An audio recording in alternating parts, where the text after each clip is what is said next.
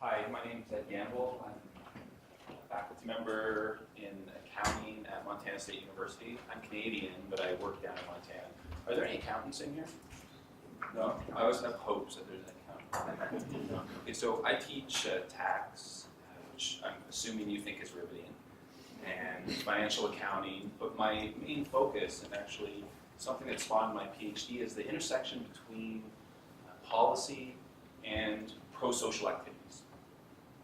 So it's a little bit different than taxation, but is it? What I'm going to do is I'm going to talk about three stories.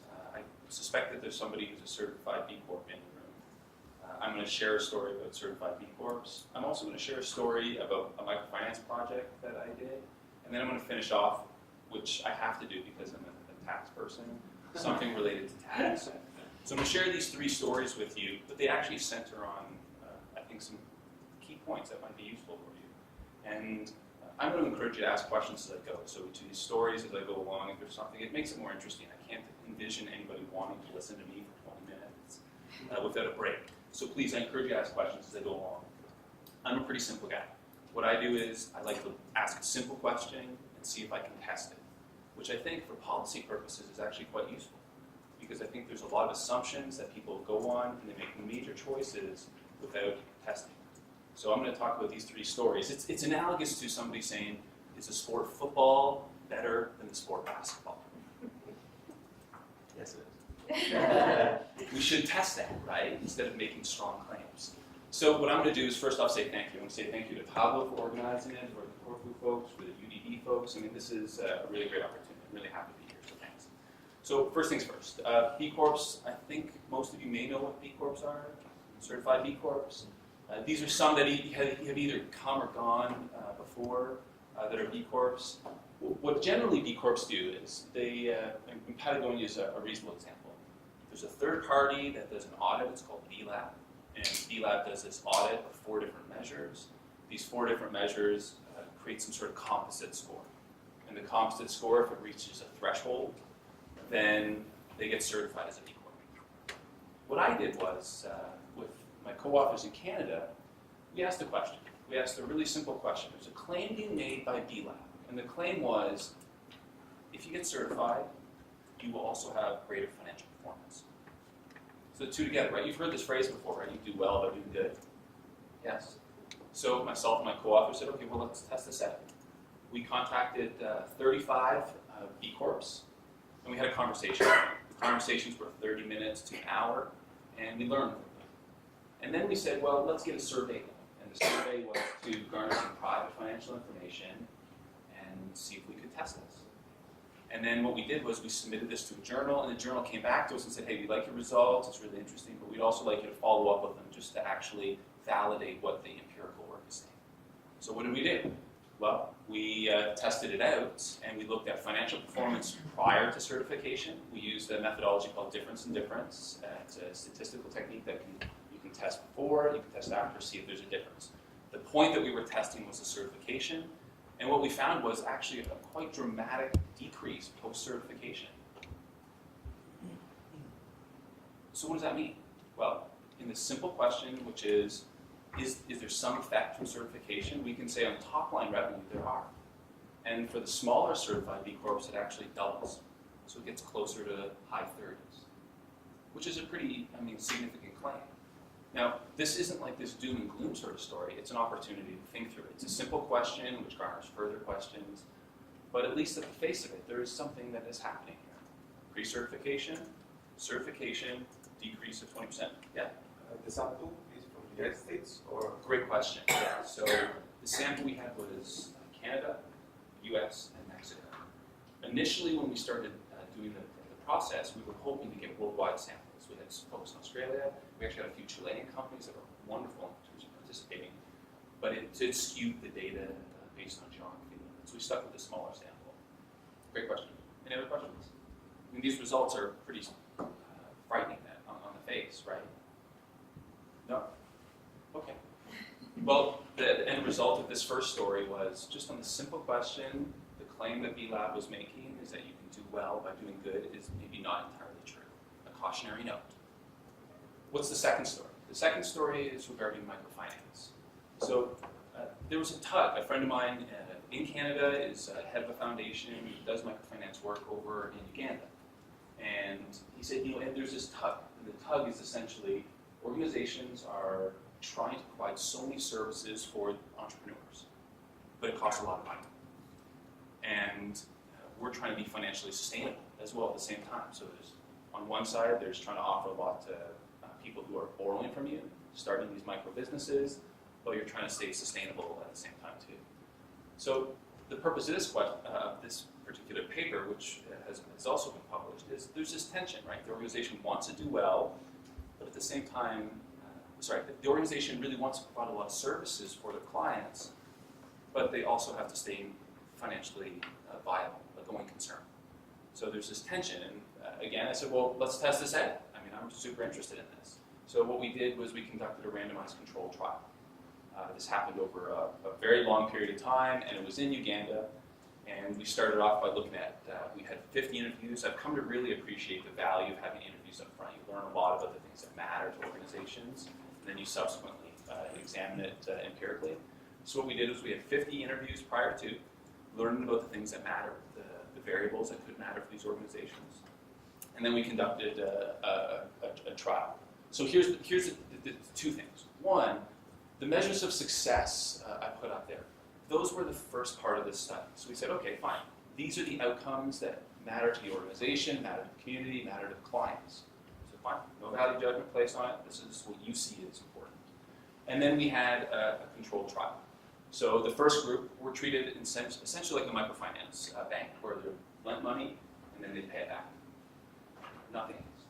The second group had the same amount of loans in the same regions, as controlled as humanly possible for control. And then they also received something called mentoring. And what we mean by mentoring is on a monthly basis, the folks from the organization would go to the loan clients and they would talk about things like HIV/AIDS, parenting, children's schools, water sanitation, those sorts of items. Now this area in Uganda is actually the highest incidence rate of HIV/AIDS. I mean, back 20 years ago, it was the epicenter of HIV/AIDS. So the mentoring process had very little to do with running a business. It had everything to do with like your entire well-being. So the second group had loans, and they were also given mentoring on a monthly basis. The third group had another item. So they had the loan money, they also had the mentoring, and subsequently they had business training, as we would see it from like a sort of Western view. So here's how you run a business, how you start a business, the usual kind of protocol. So we had these three groups. The owner said to me, Ed, I want you to give me a sense of how I can achieve the best bang for buck.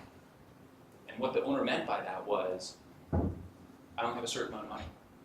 I need to achieve these particular metrics, the savings, diversity in loan expenders, delinquency rates, and make sure the financial worry is a little bit under control. So what did I do?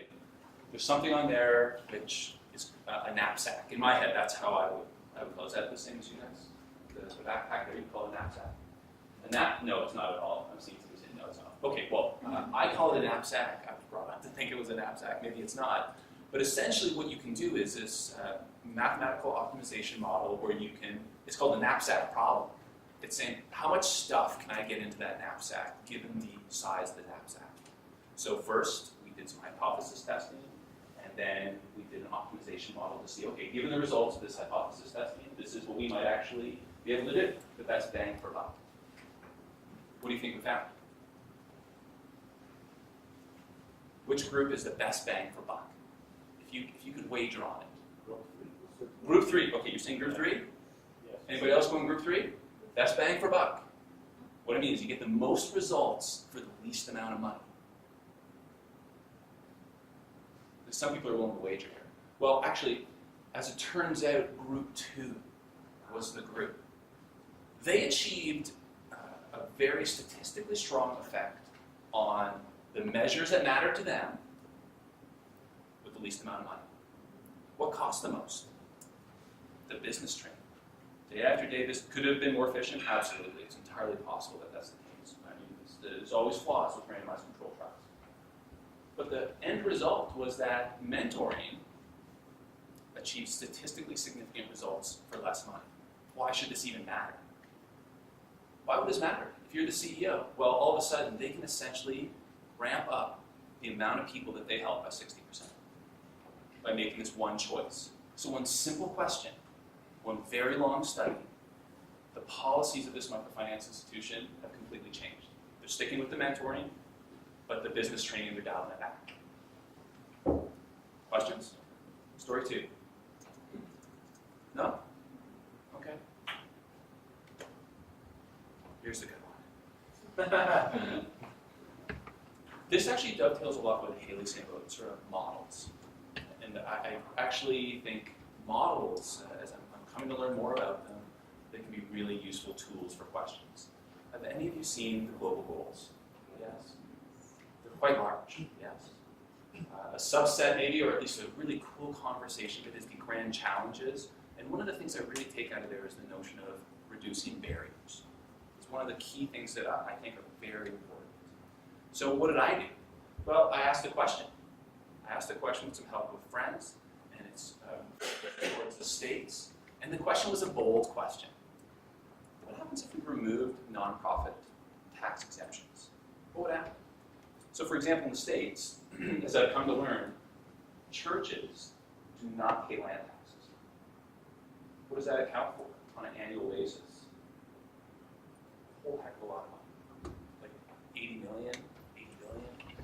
Keeps going up. So the question that I asked was, well, what happens if we removed tax exempt status? How would that change the game? So here's where I started, and this goes to Haley's point about frameworks that we think about problems. This is not an empirical test. So the first two were very empirical. This one is not. This story is about trying to think through what is. This framework is a framework that's been published in a top journal, and the framework is a very good tool. So this is to Haley's point. Using frameworks as a tool to think through problems. What did I ask? Well, I said, well, looking at these pieces, are there pieces in here that maybe might help the conversation about tax-exempt status? So part of this framework, and I'm happy to send you the paper with the framework in it. I think it's a little bit much to just throw it at you. But the question is, for me, is what are potentially some of the downsides? Well, in this particular model, as I read through some of the key points of these really amazing scholars, I said, you know, tax-exempt status might actually be a false dichotomy. Maybe creating a category that doesn't actually help achieve some of the global goals. So that's interesting. In terms of the signaling mechanisms, the way we may see the world in terms of tax-exempt status, we may automatically assume that because an organization is a tax-exempt organization, that they're going to do a better job of achieving some of these goals. And the one thing I'm looking at, I should back up, the one thing I'm really interested in, it will make its way into this paper, is low-income housing in the States. So low-income housing is the target for me, I didn't say that. And then I went further through this model, again to Haley's point, thinking about models and how they might help. Could it be possible that tax-exempt status actually confirms a legitimacy on an organization that may not be warranted? So I'll give you an example. There's an organization in the States. I have another project on nonprofit fraud, and it's really interesting that some of the conclusions we came to in this paper was that actually because of the title nonprofit status, the attorney generals in in this particular state was unwilling to challenge the organization they conferred a legitimacy on, and they said, well, it's a nonprofit, it's doing a fine job, when in fact it was a colossal disaster. So there were some questions that perpetuated untruths. And here's the last one. The last one may ruffle a few feathers, but it's entirely possible that nonprofits may not be entirely optimal in terms of delivering what it is they're delivering. There may be other ways to do it. Are these absolute truths? No. The framework is used as a way for me to think about this problem and say, what if? What if I told you something very counterintuitive, which is we maybe should remove tax-exempt status? What might happen? Well, this might happen. Would I love to empirically test this? Absolutely. I would love to do that. But first, to Haley's point again, the framework helps me to think about these things. Questions on story 3? No? Okay. I'm a short and sweet kind of guy. So.